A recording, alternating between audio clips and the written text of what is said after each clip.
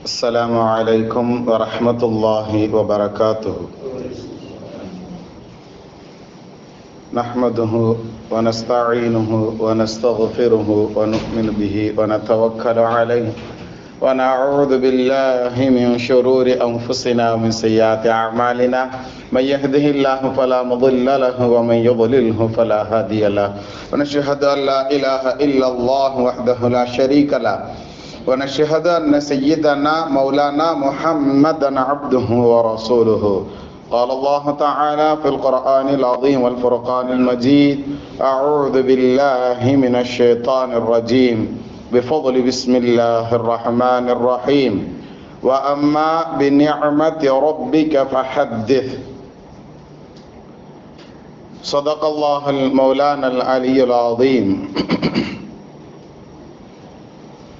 قال نبينا صلى الله عليه وسلم: فإذا آتاك الله مالا فليرى آثار نعمته عليك وكرامته، أو كما قال عليه الصلاة والسلام والتسليم. صدق النبي صلى الله عليه وسلم. رب اشرح لي صدري ويسر لي أمري واحلل عقدة من لساني يفقهوا قولي. سبحانك لا علم لنا إلا ما علمتنا إنك أنت العليم الحكيم. புகழனைத்தும் அல்லாஹ்வுக்கே சொந்தம். இருளக தலைவரும் பெருமானார் ரசூலை கரீம் ஸல்லல்லாஹு அலைஹி வஸல்லம் அவர்கள் மீதும் அவர்களை பின்பற்றிய சஹாபாக்கள், தாபியீன்கள், தபா தாபியீன்கள், இமாம்கள், அவுலியாக்கள், ஷஹதாக்கள், நாதாக்கள், சாலிஹீன்கள், குறிப்பாக இங்கு அமர்ந்திருக்கக்கூடிய நம் அனைவர்களின் மீதும், முஃமினான முஸ்லிமான அன்பன் அனைவர்களின் மீதும் அல்லாஹ்வுடைய சாந்தியும் சமாதானமும் அன்பும் அருளும் பாதுகாப்பும் என்னென்றும் உண்டாவதாக. ஆமீன். அல்லாஹ் தஆலா நம் அனைவர்களையும் நோயற்றவர்களாக கபூல் செய்வானாக. அவனை நினைத்து வாழக்கூடிய நல்ல முஃமின்களாக நம் அனைவர்களையும் அல்லாஹ் பொருந்திக் கொள்வானாக. இறுதி மூச்சு பிரியும் வேளையில் லா இலாஹ இல்லல்லாஹ் முஹம்மதுர் ரசூலுல்லாஹ் என்ற வார்த்தையோடு பிரிவதற்குண்டான தௌஃபீக்கையும் அல்லாஹ் தந்தருள் புரிவானாக. நல்ல மனைவி மக்களை அல்லாஹ் நசீபாக்கி தருவானாக. ஆக்சிடென்ட்கள், ஆஸ்பத்திரிகளுடைய செலவுகள், சிரமங்களை விட்டு அல்லாஹ் காத்தருள் புரிவானாக. பிஹக்கி சய்யிதினா வ ஆலி சய்யிதினா முஹம்மதின் ஸல்லல்லாஹு அலைஹி வஸல்லம். 1448வது ஹிஜ்ரி ஆண்டு இது. இரண்டாவது மாதமான சஃபருடைய மாதம், பிறை 30 கடைசி நாள் இது. இன்னைக்கு மகரிபில இருந்து இன்ஷா அல்லாஹ் ரபியுல் அவ்வல் 1 பெற ஆரம்பமாகிறோம். மூன்றாவது மாதமான ரபியுல் அவ்வல் மாதத்தினுடைய முதலாவது பிறை வரக்கூடிய மகரிபில இருந்து இன்ஷா அல்லாஹ் ஸ்டார்ட் ஆயிரும். நேற்று தமிழகம் எங்கும் பிறை தேடப்பட்டு எங்கும் பிறை கிடைக்காததால் இப்பொழுது நாம் இருக்கக்கூடிய இந்த பகலை 2வது மாதத்தினுடைய 30வது நாளாக நாம் இன்னைக்கு என்ன செய்யறோம், பூர்த்தி செய்யறோம். இன்னைக்கு மகரிபில இருந்து ஆட்டோமேட்டிக்காகவே என்ன செஞ்சிடும், பெற பார்க்கணும்னு அவசியம் இல்லை. 30வது நாள்ல போய் பெற தேடக்கூடாது, 29ல தான் பெற பார்க்கணும். புரியுதுங்களா? இப்போ இன்னைக்கு பெற பார்க்கணுங்கிற அவசியம் அல்ல. டிஃபால்ட்டாவே இன்னைக்கு என்ன வந்துடும், இன்று மகரிபில இருந்து 3வது மாதமான ரபியுல் அவ்வல் மாதம் அல்ஹம்துலில்லாஹ் ஸ்டார்ட் ஆயிரும். வழக்கம் போல நமது பள்ளியில இல்ல தமிழகம் எங்கும் எப்படி நடக்குதோ அதே மாதிரி நம்ம பள்ளியிலையும் இன்ஷா அல்லாஹ் இன்றைய மகரிபு முதல் என்ன செய்யப்படும், மௌலூது ஷரீஃப் நபி ஸல்லல்லாஹு அலைஹி வஸல்லம் அவர்களுடைய புகழ் மாலை நமது பள்ளியிலையும் ஆரம்பிக்கப்படும் என்பதை தெரிவித்துக் கொண்டு இன்ஷா அல்லாஹ் இன்றைய ஜும்மாவினுடைய பயானுக்குள்ள நம்ம போகலாம். ஹைர். கண்ணியத்திற்குரிய அல்லாஹ் நல்லடியார்களே, நம்ம இதுக்கு முன்னாடி போன வாரத்துல சில செய்திகளை பார்த்தோம். ஆடை உடுத்துதல் சம்பந்தமான சில விஷயங்களை நாம சென்ற வாரங்களில் மேற்கோள் காட்டினோம். மார்க்கத்திற்கு மாற்றமான விஷயம் எதெல்லாம் இருக்குதோ அதை ஏற்று நடப்பதற்கு, அதை செயல்படுத்துறதுக்கு தான் இப்லீஸ் ரொம்ப துடியாக இருப்பான் அப்படிங்கிறத நாம பார்த்தோம். அந்த அடிப்படையில ஆடை அப்படிங்கக்கூடிய விஷயம் அது ஆடையில மட்டுமல்ல, நம்மளுடைய உடம்புல இருந்து நம்மளுடைய ஆரோக்கியத்திலிருந்து எல்லா விஷயங்களிலும் இறைவன் எதை அருளாக நமக்கு கொடுத்து இருக்கிறானோ அது பிறர் கண்பட நாம் நடந்து கொள்வது, அது பிறர் பார்க்கப்படும் அளவிற்கு நாம் நடந்து கொள்வது அப்படிங்கிறத அல்லாஹ் விரும்புவதாக நமக்கு பெருமக்கள் விளக்கம் சொல்லி தருவாங்க. குர்ஆன் ஷரீஃப்ல நாம் பிரபல்யமாக ஓதக்கூடிய சூரா துஹா அப்படிங்கக்கூடிய சூரா, வத்துஹா அப்படின்னு ஆரம்பிக்கக்கூடிய சிறு சூறாக்களினுடைய துவக்கம் அது. அந்த சூராவுல கடைசி ஆயத்து ஃபஅம்மா பினிஅமதி ரப்பிக ஃபஹத்திஸ் அப்படின்னு அல்லாஹ் சொல்லி முடிப்பான். ஃபஅம்மா பினிஅமதி ரப்பிக, உங்களுடைய இறைவனின் உங்களுடைய ரப்பனுடைய நிஅமத்தை ஃபஹத்திஸ், அதை மக்கள்கிட்ட என்ன செய்யுங்க, பேசுங்க அப்படின்னு அல்லாஹ் சொல்றான். உங்களுக்கு வழங்கப்பட்டு இருக்கக்கூடிய அருள் வளத்தை பற்றி நீங்கள் என்ன செய்யுங்கள், பேசுங்கள். உங்களுக்கு நபித்துவம் கொடுக்கப்பட்டு இருக்கு, நபித்துவத்தை பத்தி நபியை நீங்க பேசுங்க. அதுக்கு முன்னாடி உண்டான வசனத்தெல்லாம் நம்ம தொடர்ந்து பார்த்தோம்னா, நீங்கள் யத்தீமாக தகப்பன் இல்லாத பிள்ளையாக இருந்தது முதலே உங்களை நாம் எப்படி அரவணைத்து கொண்டு வந்தோம் அப்படிங்கறத நினைச்சு பாருங்க நபியே.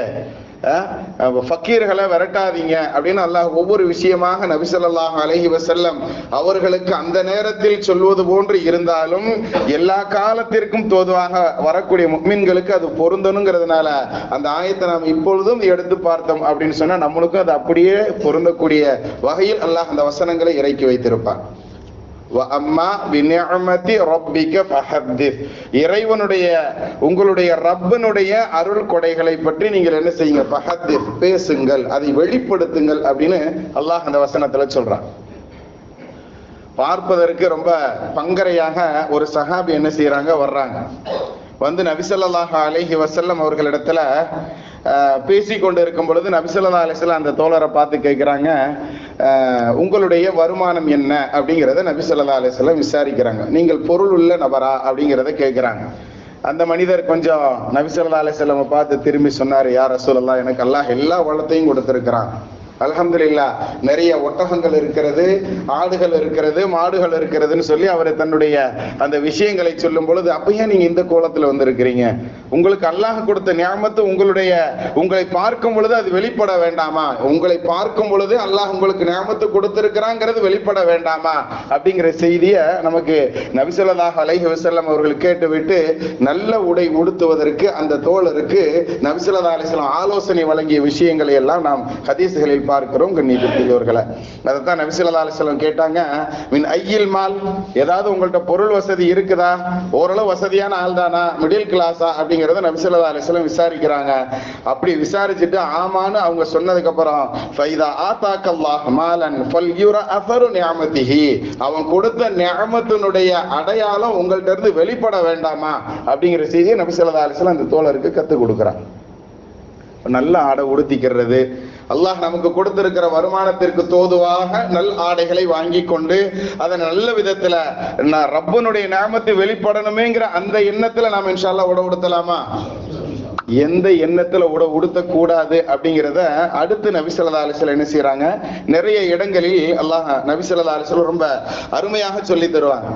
தரையில நம்மளுடைய உடை கீழாடை அப்படின்னு நபி ஸல்லல்லாஹு அலைஹி வஸல்லம் இஸார் அப்படிங்கறத பெரும்பகுதி அரபியர்கள் பயன்படுத்துவாங்க. கீழாடைக்கு சொல்றது அது வேட்டியா இருக்கலாம் அல்லது பேண்டா இருக்கலாம், எதுவாக இருந்தாலும் கீழாடை அதுல வரும். அது இந்த கீழ் ஆடை அப்படிங்கக்கூடிய இந்த வேட்டி போன்ற அல்லது லுங்கி போன்ற அல்லது பேண்ட் போன்ற விஷயங்கள், இதை பற்றி நபி அவர்கள் சொல்லும் பொழுது அபூ ஹுரைரா ரலியல்லாஹு தஆலா அன்ஹு அவர்கள் சொல்லக்கூடிய அந்த ஹதீஸ், லா யன்துருல்லாஹு யௌமல் கியாமா இலா மன் ஜர்ர இஸாரஹு பதரா, எவர் தங்களுடைய ஆடையை தரையில் இழுத்து கொண்டு செல்லும் அளவிற்கு வைத்துக் கொள்கிறாரோ அவரை கியாமத் நாளில் அல்லாஹ் பார்க்க கூட மாட்டான் அப்படிங்கிற செய்தியை அபூ ஹுரைரா ரலியல்லாஹு தஆலா அவர்கள் அறிவிக்கக்கூடிய ஹதீஸ் இமாம் புகாரி ரஹ்மத்துல்லாஹி அலைஹி சொல்லி தர்றாங்க. கண்ணியத்திற்குரியவர்களே, எதுக்கு சொல்றோம் அப்படின்னா, கீழ் ஆடை அப்படிங்கிறத, அதாவது நாம போட்டிருக்கக்கூடிய உடை அல்லாஹ்வுடைய நியாமத்து வெளிப்படுற அளவிற்கு நாம காட்டிக்கிடலாம், அதுல தவறு இல்லை.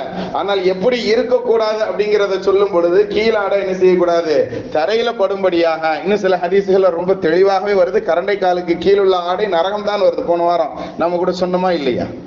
அப்ப நம்மளுடைய உடைகளை எப்படி அமைச்சுக்கிடணும் அப்படிங்கிறத நபி ஸல்லல்லாஹு அலைஹி வஸல்லம் அவர்கள் ரொம்ப தெளிவாக சொல்லி தர்றாங்க. கண்ணியத்திற்குரியவர்களை, மின் இஸாரி ஃபபின்னார் மா அஸ்ஃபலல் கஅபைனி, எந்த கரண்டை கால்களுக்கு கீழாக இருக்கக்கூடிய ஒன்று, மினல் இஸாரி, அது கீழாடையில ஃபபின்னார், அது நரகத்தை சார்ந்தது அப்படிங்கறத சொல்றாங்கன்னா, நரகத்துல உண்டான ஒன்றை நாம தூக்கி நமக்கு, அதாவது கரண்டை காலுக்கு கீழாக உடுத்தக்கூடிய ஆடையெல்லாம் நரகத்திற்கு சொந்தமானதுங்கும் பொழுது அதை நாம ஏன் கெட்டணும் அப்படின்னு கேட்கிறேன். நரகம்னு தெளிவா ஒரு சஹாபி கையில ஒரு இரும்பு மோதிரம் போட்டு வருவாங்க. அந்த மோதிரத்தை நபி ஸல்லல்லாஹு அலைஹி வஸல்லம் பார்த்து, இரும்பு அல்ல தங்க மோதிரம், தங்க மோதிரம் போட்டு வராங்க, இது நம்மளுக்கு ஹலால் கிடையாது அப்படிங்கிற செய்தியை சொன்ன உடனே அந்த தோழர் என்ன செய்யறாங்க, கலட்டி தூக்கி போட்டுறாங்க. நபி ஸல்லல்லாஹு அலைஹி வஸல்லம் அவங்கள்ட்ட அடுத்து அந்த தோழர் கேட்பாங்க, வேற எதுல நான் இரும்புல போட்டுக்கிடலாமா, பித்தளையில போட்டுக்கிடலாமா, இது மாதிரி உண்டான கேள்விகள் வரும் பொழுது வேண்டாம் நபி ஸல்லல்லாஹு அலைஹி வஸல்லம் சொல்லிடுறாங்க, எல்லாம் நரகத்திற்கு உண்டானது, நரகத்தினுடைய வாடை அதுல இருக்குங்கிறத நபி ஸல்லல்லாஹு அலைஹி வஸல்லம் ஒன்னொன்னா சொல்லும் பொழுது கடைசியில வெள்ளியில அனுமதி கொடுத்தாங்க அப்படிங்கிறத பார்ப்போம். கடைசியில நபி ஸல்லல்லாஹு அலைஹி வஸல்லம் போனதுக்கு அப்புறம் மற்ற தோழர்கள்லாம் சொல்லுவாங்க, ஆண்கள் அணியறதுக்கு தான் அது ஹராமு, அதை எடுத்துட்டு போய் பெண்களுக்கு பயன்படுத்துறதுக்கு கொடுக்கலாம், அதை எடுத்துட்டு போங்கன்னு சொல்லும் பொழுது அதுல நரக வாடை வருதுன்னு சொன்னதுக்கு அப்புறம் நான் எதுக்கு அதை எடுக்கணும், முசீபத்து போயிட்டு போதுட்டு அந்த சஹாபி போனதாக நம்ம வரலாறுகளில் பார்க்கிறோம். நரக வாடைன்னு நபி சொன்னதுனால அந்த பொருளை, உயர் மதிப்புள்ள பொருளை அந்த தோழர்கள் விட்டு இருக்கிறாங்க அப்படின்னு சொன்னா நம்மளுடைய சிந்தனையில எப்படி இருக்கு, கீழாடை கரண்டைக்கு கீழ் போயிருச்சுன்னு சொன்னா அது நரகத்தினுடைய ஆடைன்னு நபி ஸல்லல்லாஹு அலைஹி வஸல்லம் சொல்லியும் நாம் அதுல எவ்வளவு கேர்லெஸ்ஸாக இருக்கிறோம் அப்படிங்கறத பாருங்க. சஹாபாக்கள் அதனாலதான் ரொம்ப உயர்ந்து எப்பொழுதுமே இருக்கிறாங்க. சஹாபாக்களை நபி தேர்ந்தெடுத்தது அல்ல, அல்லது சஹாபாக்கள் நபியை தேர்ந்தெடுத்ததல்ல. அல்லாஹ் நம்ம நபியை சுத்தி இப்படிப்பட்ட ஆளு தான் இருக்கணும் அப்படிங்கிறத அல்லாஹ்வால் தேர்ந்தெடுக்கப்பட்ட நபர்கள் தான் அந்த சஹாபாக்கள். அதனாலதான் அந்த சஹாபாக்களிடம் நடந்த ஒவ்வொரு விஷயங்களும் நமக்கு பாடமாக இருக்கு. வெறும் 23 வருஷம் அப்படித்தானே, நபியாக ஆனதுல இருந்து மௌத்தா போறது வரைக்கும் மொத்தமே 23 வருஷம் தான் அவங்க நபியாக இருந்து முஸ்லிமாக இருந்து உண்டான அந்த வாழ்க்கை வழிமுறைகளைத்தான் நாம் காலத்துக்கும் ஜும்மால பேசிட்டு இருக்கிறோம். அப்படித்தானே, ஜும்மால பேசுறோம், மற்ற இடங்கள்ல பேசுறோம், நிக்காஹ்கள்ல பேசுறோம், எல்லாத்தையும். சிலர் சொல்லுவாங்க அஜர்த்து சொன்னதையும் சொல்றாருமா, வேற என்ன 23 வருஷத்துல நடந்ததை நம்மளுடைய ஆயுசு முழுவதுக்கும் நாம பேசணும் அப்படின்னு சொன்னா அது சில நேரங்கள்ல வந்தது வரத்தான் செய்யும். என்ன செய்யும், சில நேரங்கள்ல சொன்ன விஷயங்கள் ரிப்பீட் ஆகத்தான் செய்யும். அதுல ஒண்ணுதான் நாம் உடை உடுத்தக்கூடிய விஷயங்களை நாம அப்பப்போ ஞாபகம் காட்டுறது எதுக்குன்னா அதனுடைய விஷயத்துல நாம் ரொம்ப கவனக்குறைவாக இருக்கிறோம் என்பதை ஞாபகப்படுத்துவதற்கு தான் கண்ணியத்திற்குரியவர்களே. சரி, அந்த மோதிரம் விஷயமா சொன்ன நபி ஸல்லல்லாஹு அலைஹி வஸல்லம் அவர்கள் தங்கத்தை அவருக்கு ஆணுக்கு ஹராமுங்கிறது நம்ம அந்த ஹதீஸ்ல தெளிவாக சொல்லப்படும். அதுல இன்னும் சில ஹதீஸ்களை நபி அவர்கள் ரொம்ப தெளிவா சொல்றாங்க.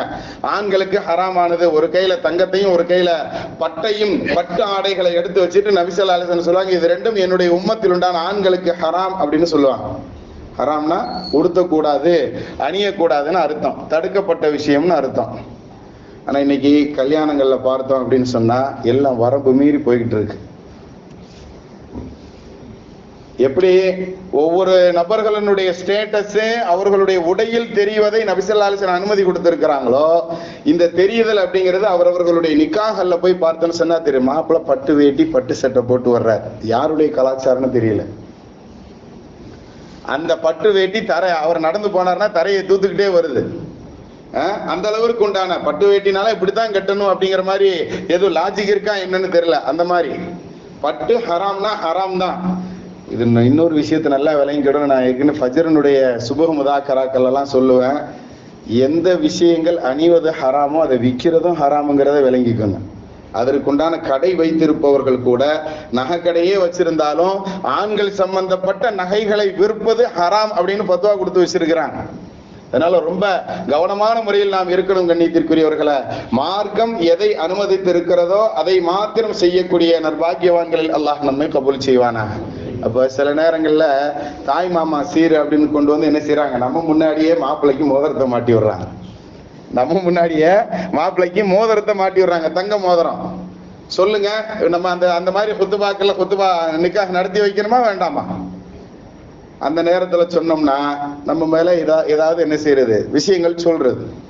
அதாவது எதற்காக வேண்டி இதை நம்ம இந்த ஜும்மாவுடைய இடங்களில் நாம் பயன்படுத்துகிறோம் அப்படின்னு சொன்னா சின்ன சின்ன விஷயங்கள்ல கூட நம்மள்ட்ட, அதாவது தங்கம் அது என்ன வருதா கையில வாங்கி வச்சுக்கிட்டாவது போடணுங்கிற அவசியம் இல்லையா. பரக்கத்தான் நம்மளுடைய வாழ்க்கையை துவங்கக்கூடிய இடம் நிக்காஹ் அப்படிங்கிறது.